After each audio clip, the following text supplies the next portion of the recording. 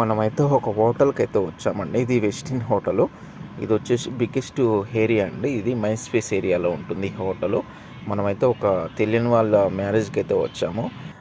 నేనైతే ఈరోజు night shooting ఉంది. నాకు నైట్ షూటింగ్ ఉంటే ఒక ఆర్టిస్ట్ని అయితే పికప్ చేసుకొని లొకేషన్కి అయితే వెళ్ళాను.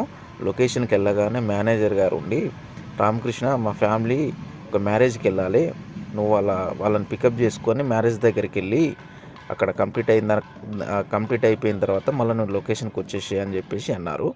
అందుకోసం అని చెప్పేసి అయితే వాళ్ళ ఫ్యామిలీని అయితే తీసుకొని ఒక మ్యారేజ్కి అయితే వచ్చాము. నాకైతే వీళ్ళు ఎవరో తెలియదు, వాళ్ళ తరపున వచ్చాను. చూస్తున్నారు కదా, ఇందులో చాలా షూటింగ్స్ గిట్ట తీసామండి. ఇది పెళ్ళిళ్ళ సీన్స్ ఏమైనా ఉన్నా కానీ ఇందులో తీస్తారు. ఇది పెద్ద పెద్ద మీటింగ్లు కానీ ఏఐజీ హాస్పిటల్కి సంబంధించినవి ఏమైనా ఇంట్రెస్ట్ మీటింగ్స్ ఉంటే ఇందులో పెడతారనమాట. ఇది చాలాసార్లు వచ్చాను నేను ఈ హోటల్కి.